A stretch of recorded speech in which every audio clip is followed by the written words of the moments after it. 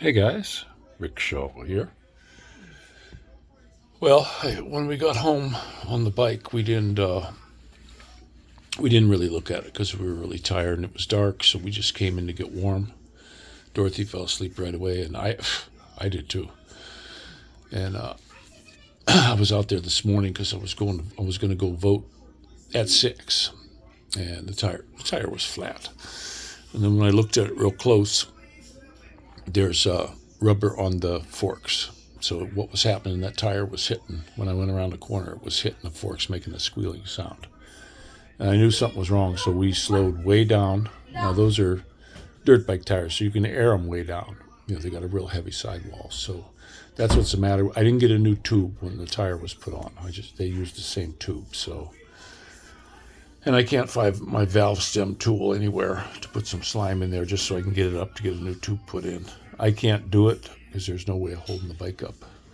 But Faye's friend came and got me, and I went up and voted. And they had guys standing out there with the Republican cards on who to vote for, and then there was a lady with a Democratic one, and I took one just to look at it. And nobody was taking the offer. She had a big pile of them. Most everybody was just turning away and not taking them. So I don't know what's going to happen. I'm looking on the news. They're saying it's close, very close. And we'll see. We'll see what's going to happen. Most years, they're already giving you results from like Florida and stuff like that. This year, there's nothing. I've been going on the Tubi to the national news. There's 3 channels on there. And I've been looking to see, and they're not giving anything. They're just saying it's neck and neck. That's it. So that's where we're at, guys. It's really something. We'll see what happens. Maybe we'll find out tomorrow. But yeah, I got to get the bike in for a new tube. My wife picked me up. She was out today, so she picked me up a thing of slime. But I cannot find my valve stem tool. I put it in the box with all the rest of my bike stuff, and it's not there. So somehow it grew some legs. I have to keep looking because I can't add any of the slime until I got that valve out of there. And I've used that before. That's the best stuff I've found to work, better than Fix-A-Flat. And now just enough to get me. All I need to do is get it to the bike shop so that they can fix it up. That'll be next month. But and if it snows, it's going to sit, and that sucks sitting on a flat tire. That'll ruin them pretty quick. But the voting where I voted was a long man. The line was long, but I was really surprised how fast it went. Before you knew it, I was inside already and voting. They don't list the judges whether they're Democratic or Republican, and most of them only had one. There wasn't 2 people on the ballot for a judgeship. So, and I didn't know them. I don't know all the judges around here yet. I don't know who does what. So that was the bad thing. I didn't do my homework good enough. But we got the vote in. It's in there now, and we'll find out in the next week or so what's going to happen. I hope the fix isn't in. I saw a thing on one of the channels, that the vote turnout is big enough. They're saying the turnout is really big. That's one thing the news is saying, but not much anything else. I guess after 6, they're going to start election coverage on a couple of the channels, so I'll be looking at that, and hopefully it goes our way. We'll see. I have no idea what's going to happen with this one. I thought it wouldn't even be close, and now they're saying it's like neck and neck. So I hope everybody got out there. I see this one guy on the YouTube. He talks about, don't vote because it's all fixed anyway, and blah blah blah. But he doesn't give any help. What are you going to do? What are we to do? Vote or not vote? So I went up and voted anyway. But I was glad our friend came and brought me down there, and they went shopping, and then came back and picked me up. And it was pretty quick. And I was just a lot of nice people in line. I was talking to a few people. There was a big cop there, bigger than me, a real nice fella. I talked to him for a little bit, and I was telling him about the elections. You know, here the elections go really quick. When I was taking my wife to the polling place in the Philippines, you have to go back to where you were, like where you were born, and we went over there. It's an all-day thing when you vote in the Philippines. You're not gonna get out of there in a half an hour like I did. You're gonna get out of there at the end of the day after dark. That's just how it works. It's a really big thing over there. And the other thing that's different too is they have people that come up to you and offer you money to vote for their guy. They don't do that here. But that's how they run their election over there. So you know, it's different. Until you're in the Philippines, you just can't believe it. I know my buddy Sean there. He's there now. Buddy, the iPhone's done. So I'll try to call you a little bit later today. I don't want to call you too late though. But yeah, you just got to kind of go with the flow over there. You know, they got their own way of doing things, and it's not our way. And it's not a good idea to go in there and try to tell them how to do their way. You know, I tried it. You're just beating your head against a concrete block wall, because they're really good at like my sink. One of the things they did to my sink, they didn't have the right neck in there, so they stuck the little one in, and then they wrapped a T-shirt around it and put glue on it. That's how they did my sink, and then they hit it, and that's just how they do things, and they come up with some very strange construction practices compared to what I'm used to, but that's their country. There's nothing you can do about it. You know, I got a house over there that has no water upstairs. What are you going to do? They sell them that way. And if I'd have known that, I'd have got a single story. I didn't know. So, but I'm letting you guys know. But it is a beautiful country. My buddy John sent me some pictures. He's at a resort this weekend, and he sent me a picture of the resort, and it's absolutely beautiful. He sent me 9 pictures. He's taking a little vacation, and it's really cheap to do that over in the Philippines. If you want to go to one of these resorts, they got them all over the place. Last time we went to one in Tagaytay, and that was very nice resort. We went there 3 or 4 times over the years, and the kids love it. There's lots to do for the kids, and they don't care if you bring your dog. And you know, it's just like a big party. And you rent these little cottages. They're going up a tree, and you get your room. They got a barbecue thing out there and a place to sit around. You can sit around drinking beer and BS with people, and you meet a lot of really nice Filipinos when you do that.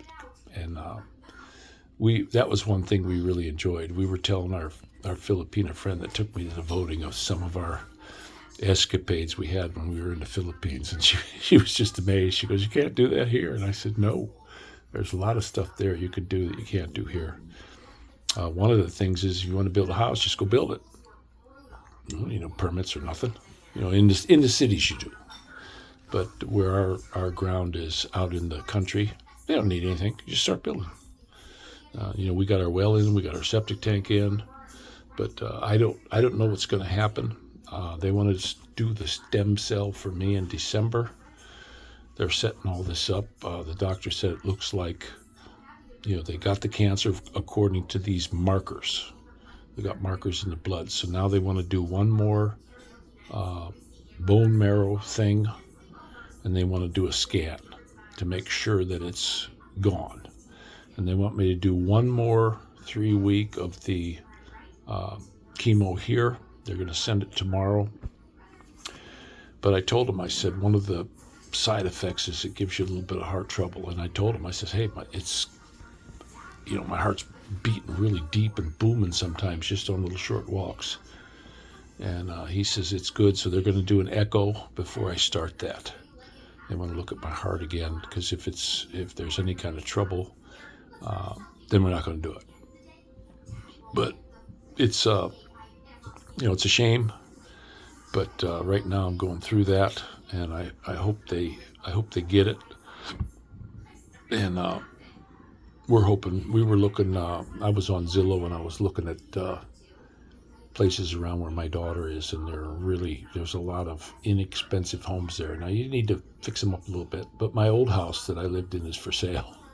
We saw that, and all my neighbors, there's like a whole string of houses that are for sale, and those little towns, they don't sell. When I bought my house, the fellow I bought it from, a Mr. Hill, he said I was the first one who came to look at it. Excuse me.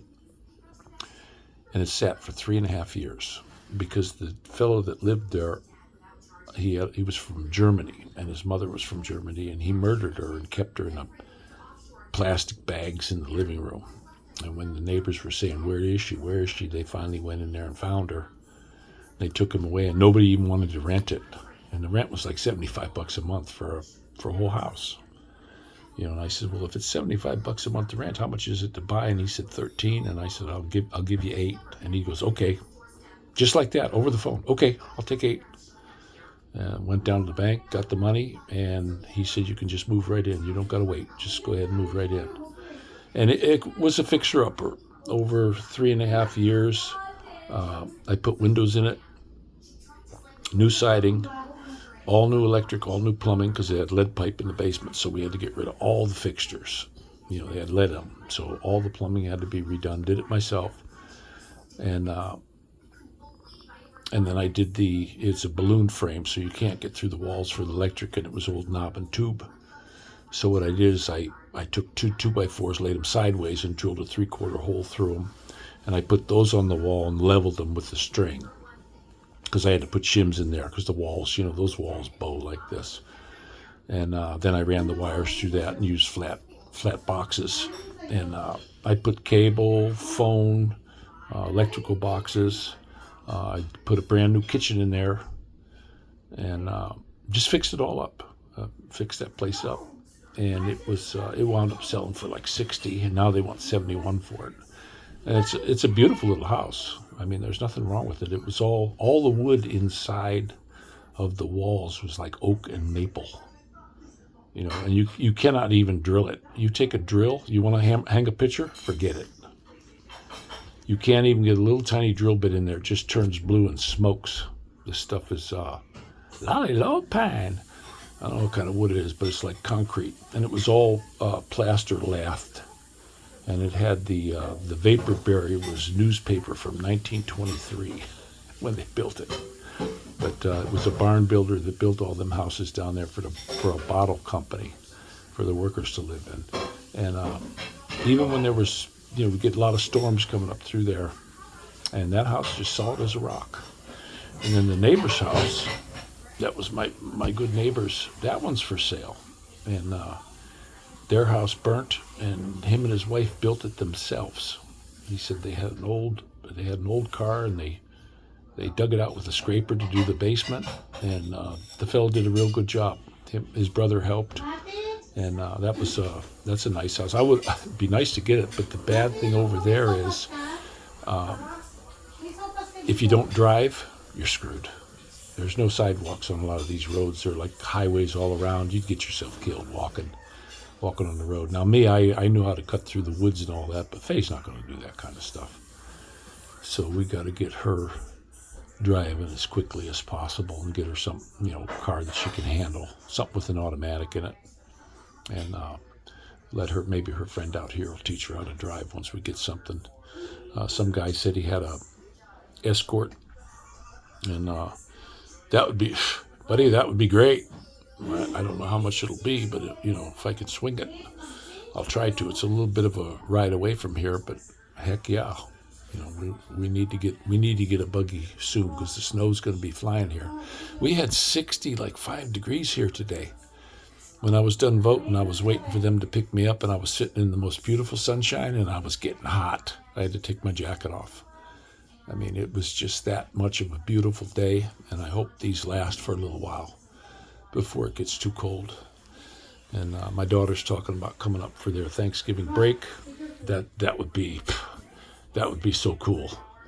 I would really be liking that if she could come for a visit and bring the kids. We've got some clothes here for her daughter, and because we got a bag from a lady, gave us stuff for Dorothy, and they're about the same size. I'd say they're just about the same size. I think my granddaughter's just a little bit bigger, but there's some nice clothes. There's real nice hoodies and shirts and stuff like that. So hopefully, hopefully they can make it. It's not a cheap trip anymore. It used to be real cheap to run over there, but the gas in Pennsylvania is about $1 more than here. I couldn't believe it. It was $3.12 here, and it was $4.10 there. It was the cheapest I could find. So what I did when we were leaving, I was sucking fumes, so I only put a little bit in, enough to get me across the Ohio line. And then we got into the gas station, and we filled up once we got in Ohio because it was $1 cheaper, so $10 to fill the tank.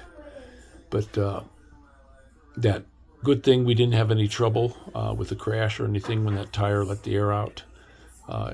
I got on it one time before and was riding it, and I thought, wow, the front end's funny. And here the valve stem is bad. And I put 3 of them in there, and there's just no fixing it. It needs a new tube. So that's something that has to be done before I can ride it anymore. But it's not on my list of priorities right now. We got to get a buggy, and we'll see how it goes. But thank you guys for all your prayers, and I'm glad we had a good, safe trip to see my daughter. That was a grand trip. My little daughter Dorothy is a trooper. I know she was cold. We stopped at the One Ohio rest stop, and she just laid down on one of them massage chairs and covered up and fell asleep for a whole hour. She was out. And there was a nice young girl. She looked like she was 22, 23 years old. She had been working there, and she came over, was going to give us a blanket for Dorothy. That was so sweet. There's a lot of good people out there. I couldn't believe it. That was just so sweet of that young girl. She was thinking of others before herself, and that was kind of neat. That was made me feel better. We didn't take it. Dorothy said, no, it's okay. But that was a really nice gesture from that young girl. But we saw a cop in there. We were talking to him a little bit, and he said, just be careful on the roads on that bike because there's a lot of deer. And man, there's a lot of deer in Pennsylvania. I'm not kidding you. We passed on the right-hand side of the road, and my headlight is terrible on that bike. I got to fix that right off the bat. But when cars were coming past us, all you could see was green eyes everywhere. And we counted 10 deer slaughtered on the highway, like trucks hit them or something. And so we were, we went, I was doing like 50. The bike says 55, but the speedometer's way the heck off. Because they had those radar things that shoot at you. And I'm looking at my speedometer, and it's saying, my speedometer is saying 65, and it's saying I'm doing 59. So I just kept it slow. I just kept it real slow. And every time we hit a big bridge where there was a river or something, we got a gust of warm air. That was kind of neat. But that was a trip I don't think my daughter's ever going to forget. She was a real trooper, and I was doing my best to keep my hands over hers to keep her hands, because her hands were getting cold. But we bundled up. We had long underwears on and bundled up real good. And the only thing that really got cold on me was my hands. That was about it. I should have got the heated grips, but I got a big gauze thing around the accelerator, so that probably wouldn't have worked too good. But my hands I was getting Charlie horses in them and stuff. But we made it. It took us 5 hours to get home. We weren't pushing it. I didn't want to run into a deer and us go down. And I'm glad the tire held out. We were very close to home when when we were getting off the freeway. When I was going around the corner, I heard that little bit of squealing. I wasn't sure if it was the bearing, the brake.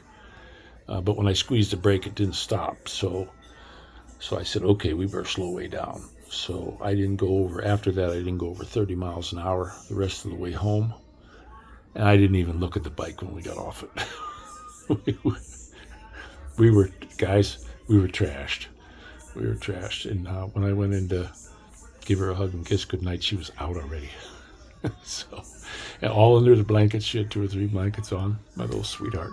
But what a traveling trooper. What a good kid. So I'm going to let you go, and I'll talk to you guys again. This is Rick Shaw out.